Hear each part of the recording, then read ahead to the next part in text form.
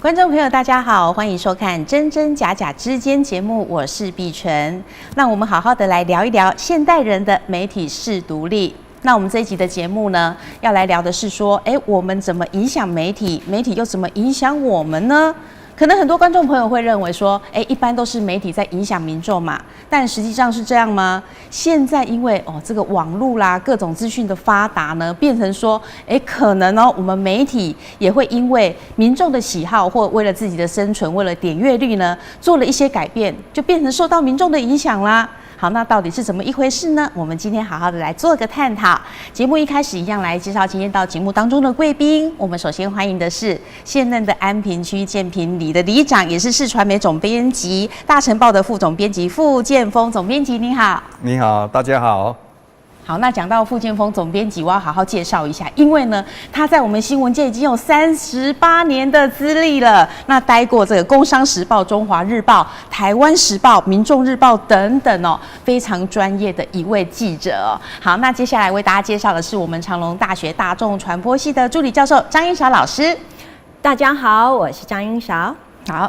那我们一开始先来请教老师好了啦哈。那我们这个社会大众对媒体生态到底产生了什么影响呢？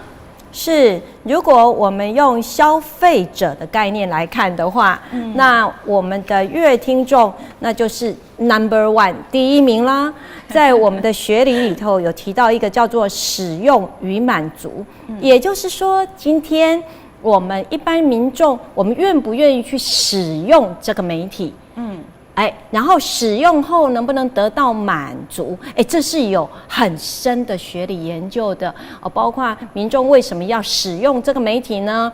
可能有得到知识啊，然后可以得到聊天的题材呀，那或者可以抒压啊，然后可以杀时间呢，然后有一种娱乐效果。那如果今天这个媒体可以满足阅听人使用的这一些理由的时候，而且得到满足好快乐或者知识很丰沛，然后我聊天可以跟人家聊得很愉快的时候，我就愿意继续用啊。那所以新闻也一样嘛，新闻媒体的内容能不能得到消费者的青睐？它的播报的方式展现的样态能不能让我们消费者的满意？所以如果单纯用这样所谓的商品跟消费的概念去看的时候，那我们就要怎样？消费者喜欢什么，我们就给他什么嘛。那在所难免，在这样子的一个商业时代里头，媒体会渐渐的向消费者靠拢，但是我要提出来的就是，我们阅听人是单纯的消费者吗？这是一个很值得大家思考的问题哟。没错在现在这样的时代呢，可能真的我们这个媒体会受到这个民众的影响。那我要来请教傅大哥啦你做媒体这么久了当记者这么久，那之前你大部分都是在报社嘛那个时候呢，就以前的年代的时候，是不是我们媒体影响民众的比较多呢？那时候因为媒体是少量，就都报纸嘛。对呀。那大概是报纸的新闻是在影响到民众，没有错。那现在是因为网络的发达。对。那说实话，现在几乎每一个人都可以当记者，一只手机一个网络上去就是这样。所以变成说，现在因为网络的关系，所以造成那个媒体来适应民众的喜好。对。像因为我们在经营网络媒体，对，就是这样，我都会看我们的那个流量。当然都现在制作流量。所以民众大概喜好什么，那当然会想一些题材跟民众生活上有关，跟他们的喜好性有关，就是作为走这方面的题材会比较会吸引我们的流量，所以我们从后台就会看到我们的流量怎么样，所以每一则新闻的流量都很清楚。那一则流量比较大的那个新闻就比较特殊一点，就民众会比较喜爱的，那我们就知道以后就往哪边的来制作新闻。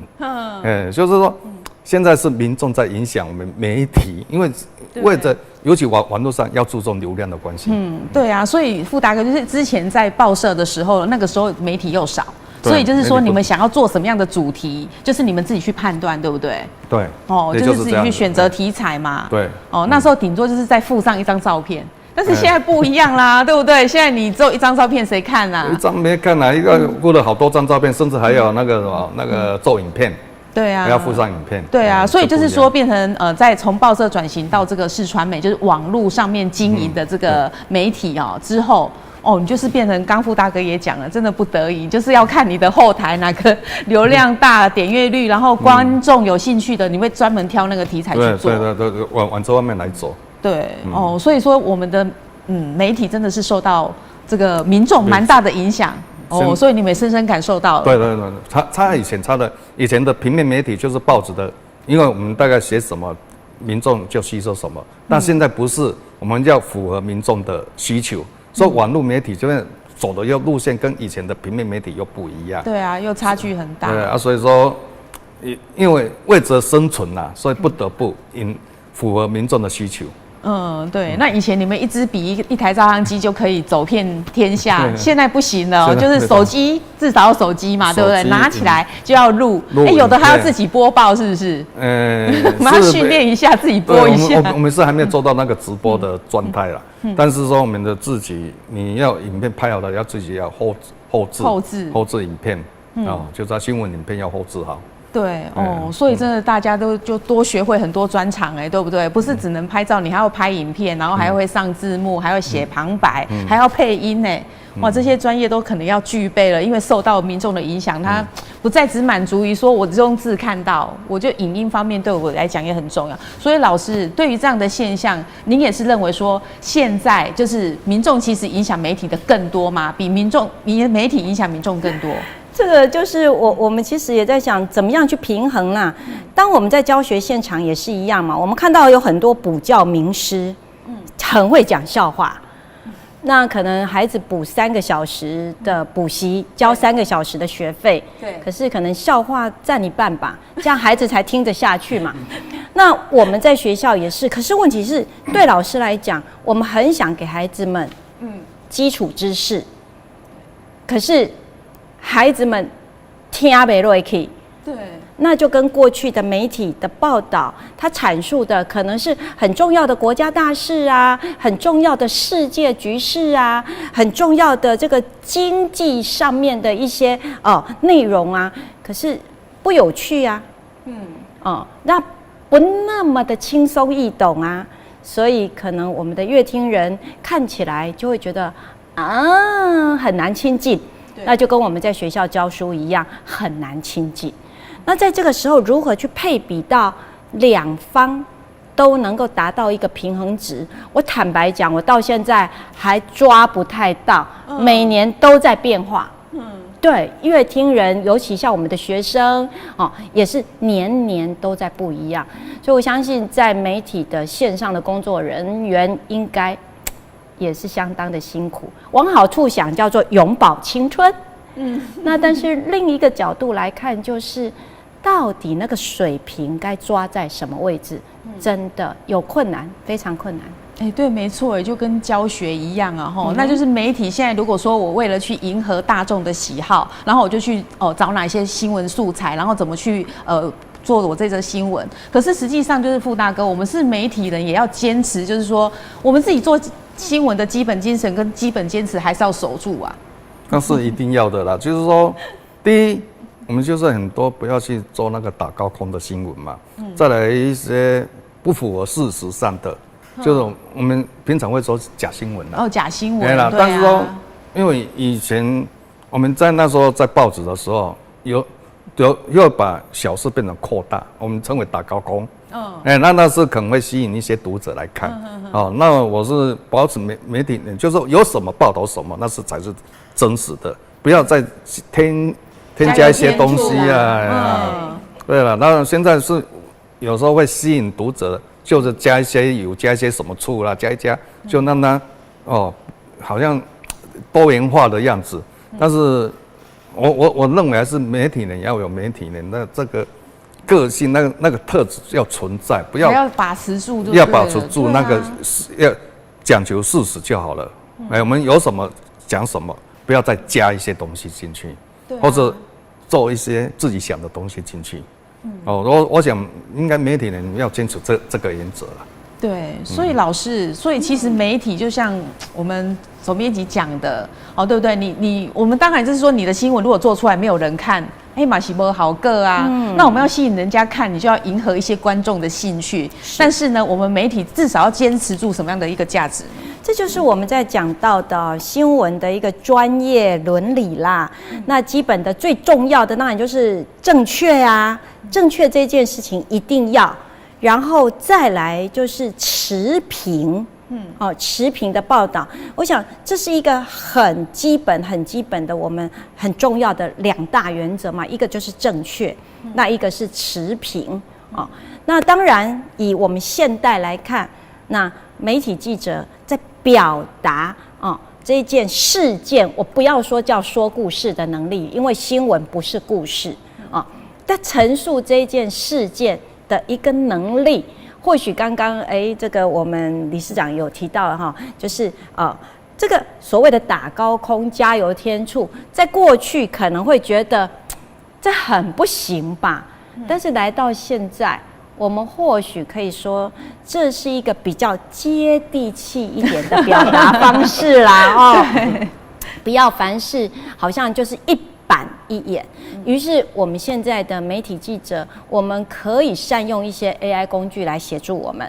比如说，你的稿件已经写完了，事实在这里了，那你其实可以给 AI，请他告诉你怎么样这些陈述可以让民众更容易的阅读。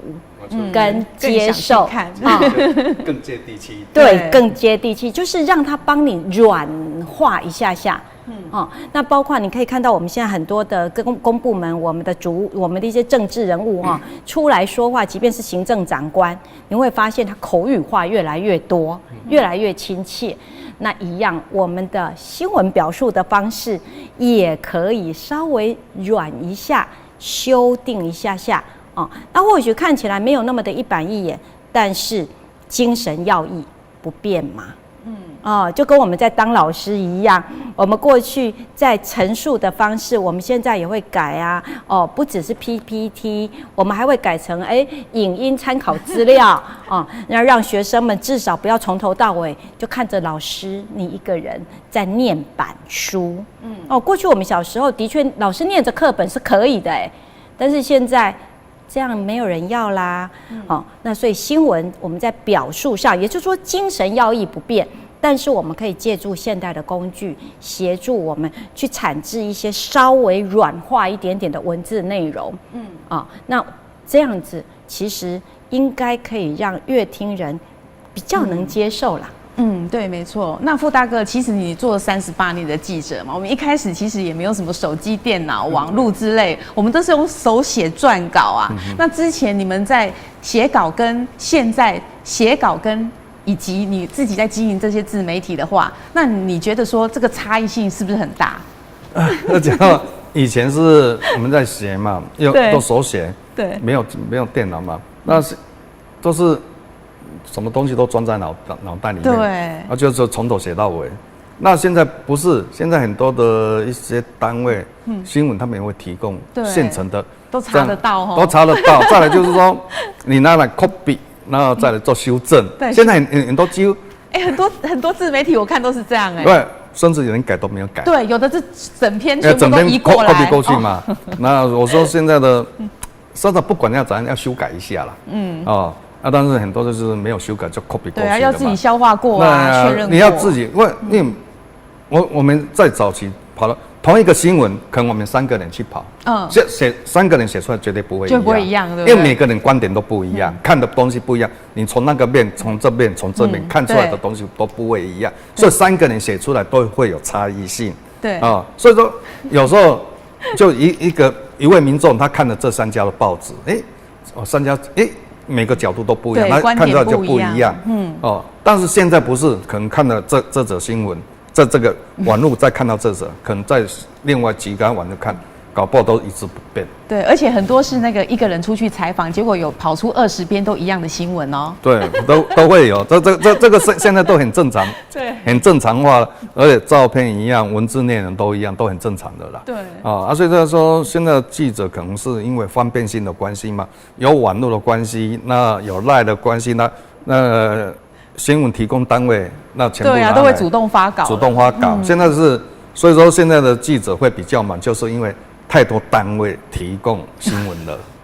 那以前是没有这方面，对，以前都要自己去挖新闻，自己去跑，自己去挖，所以整个生态啊，整个社会形态都不一样了，所以整个媒体的运作也会不一样。刚才老师所讲的，他的教课方式一定要改变，不像以前的那样子，所以整个包括新闻业界的一定要去重大的改变，不能像以前保持那个老时代那个样子。所以因为媒体也是属于一种商业行为，没有错，它是有一个另外一个价值感，但是它的商业行为也会有存在，所以说整个的趋势都会做一个改变，跟早期的又真的改变蛮大的了，对，蛮大的，所以不能保持那个一成不变的啦。对，所以刚才老师讲的教学方式我想老师也是很。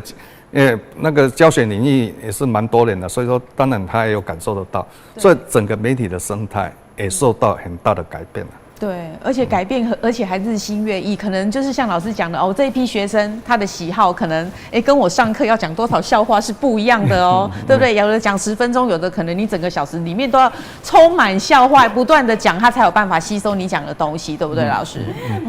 没错，其实不要说我在我们自己长期在教学现场，像我的前几届的学生，有时候跟我聊天会跟我说，老师，我是受不了现在的弟弟妹妹，他们为什么拿到稿件一字不改的可以照抄照念？哇！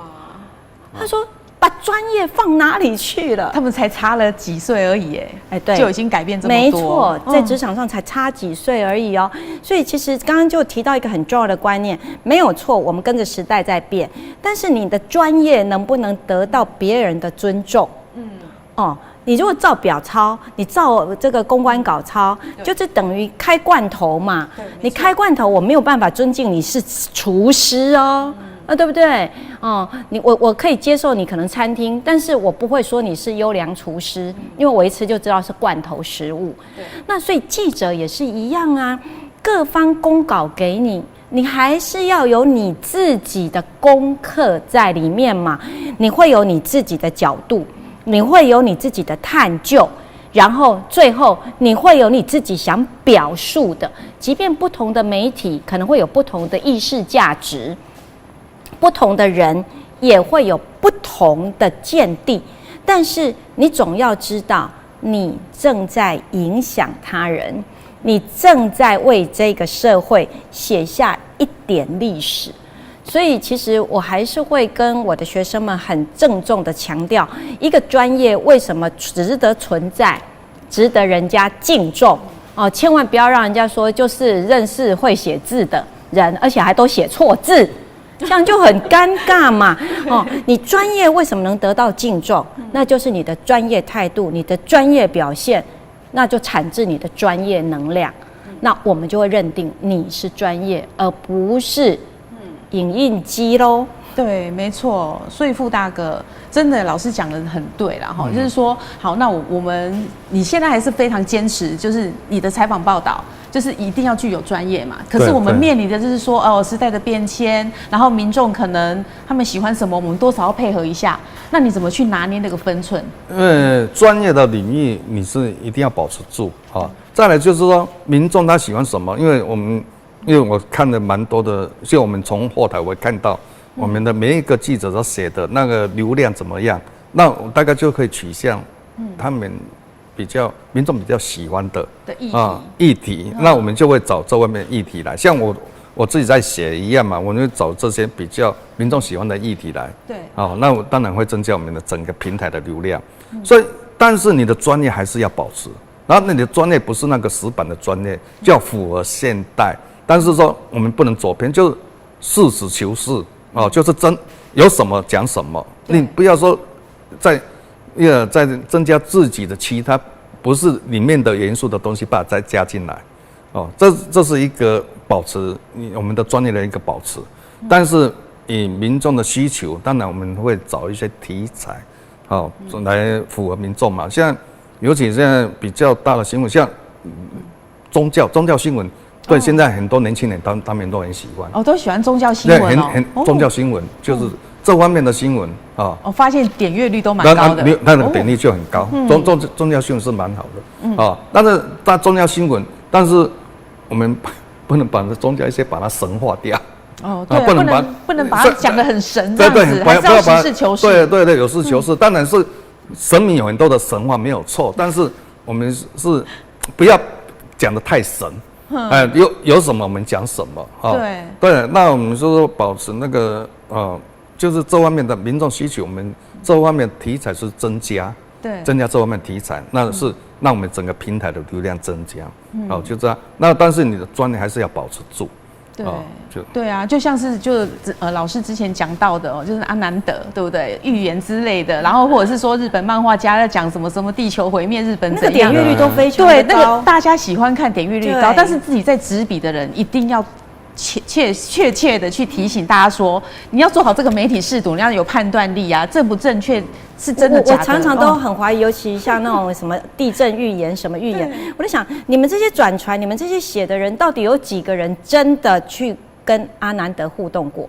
你有没有去跟他访问过？甚至不要说访问，你有没有去跟他确实留言，得到他的回答说 yes， 我说过这一段话。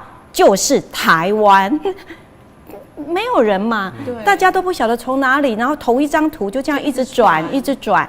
那所以其实当然我幸好看到的都不是记者这么做啦哈。目前看来，那所以基本上其实那个专业，特别是查证求证，也就是说正确，然后持平。你也不要说就是完全的一面倒，然后谁给你什么，谁骂谁怎样，你就全部照抄，这是最起码的一个专业门槛，我们是一定要的。那至于像一个频道、一个媒体的经营，我们里头总要有一些穿插嘛，就像老师在上课一样，你不能要我都不讲笑话，但是有些笑话很好笑啊，我也不能讲啊。我还是要有为有守这个是很重要的一件事，你必须要确认我自己的分际在哪里。那当然，专业的分际不是一句话就能够说透的，但是我想透过历练，跟透过你自己在职场上的演练，像我们今天我们这个大哥，对啊，我们的前辈，对前辈，这就是淬炼成金嘛。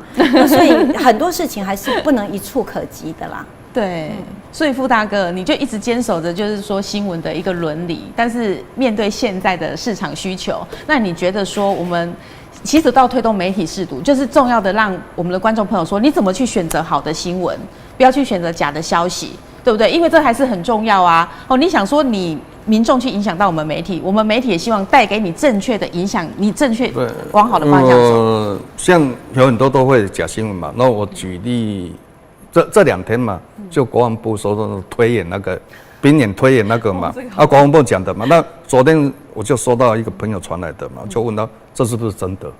因为第一，因为都是内部的话，我们外面不可能会知道。对啊。第一个是那是内部的话，那他们讲什么话，结果你外面人怎么会知道？除非里面的提供出来。那里面这些人有其他国家的退休的将领。他们也不可能会把这些笑话，我们从里面产生的那些会有问题的东西讲出来吧？对。那时候我就质疑这个是有可能是假新闻。结果我们上网去搜寻之后，才知道这是一个民间团体办的，国防部长不肯在里面啦，因为民间团体办的，政府单位的人也不肯在里面。因为第一，我们马上就是这样判断。当然是网络会有一些假新闻的叙述嘛，那我们就去查那个。当然我们就去查，就是说我们平常来判断这个东西是不是真的还是假的。第一，从内部里面传出来的东西，我们开始就要质疑了。质疑这是不是真的？这点就要去质疑。那我们就看那个环境，从环境之中怎么会跑出不是外面的人可以知道的，对，可以知道的东西。然后我们就是这样来这第一个质疑，第二个我们再去搜寻看看，对，是不是有真的这方面？对，要查证。对，现在读者要去查证这个新闻是不是真假，不要说到处随波逐流，就在一直转传到，假如说这则新闻是有一个3年的新闻的时候，转传的人应该会有事情。对，真的，有时候你乱转传那种假新闻、假消息，真的是后面会触法，真的会有这个问题。没错，对啊，所以老师，我们要去影响媒体，媒体要影响我们还是要做好这个媒体识读最基本的，对不对？没错，没错。所以我们现在尤其因为媒体的通路太过发达了，所以我们每一个乐听人呐，讲到媒体识读，听起来蛮轻松的，也很文雅。其实这是一个资讯自保。每一个人都有权利保护自己的知觉认知，因为这些知觉认知会影响我们后来的行为的决策甚至最简单的就是一个消费的决定，我要买什么，我要吃什么，都可能是。然后大一点就变成是国家的重要大事那所以这些事情，我们就是一种资讯自保啊。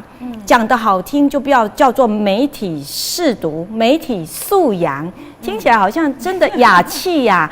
但是事实上，这真的是每一个人的资讯自保能力。我们都希望每一个乐听人，我们每一个观众朋友都要审慎、郑重的来面对这件事情。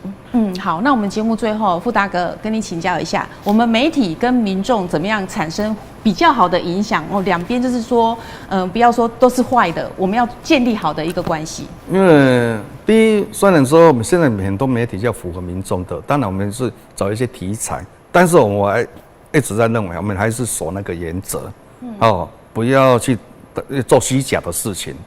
那民众呢，碰到有一些比较有争议大的，希望他也要去查证，对，不要再去转传搞不好这个一转传会伤到某些人，那变成不小心就去触发了，所以变成说两个都双方，第一，媒体人本身节制要比较大一点，因为你是会影响到其他的人，你写出来的东西会影响到其他人，所以本身媒体人你自己要有很大的节制。对，那是一个原则性当然，民众他看到这个媒体有质问，也希望他要去查证，不要去误信。对，我想这是一个双方达成一个持平啦。但是说，我认为是媒体人是比较重要他不是比较重要，就是他的原则性要抓得很好。对，要抓得那个持平的报道要抓得很好，不要说一面倒的新闻。从以前到现在，一定要有持平的报道。没错。好，那我们今天很感谢两位贵宾那我们知道说媒体可能会影响到我们的民众，那当然民众他的喜好后来也会改变媒体的作为。那我们希望说呢，一边就是可以你可以好好的去查证，不要去误信一些假消息、假新闻，然后支持正统的新闻、正确的新闻，对我们有意义的新闻，这样子才能够让我们的媒体跟民众呢有一个好的循环，对不对？好，再次感谢两位来宾，谢谢总编辑，也谢谢老师，谢谢，感谢大家，是感谢观众朋友的收看，那我们下回再见喽。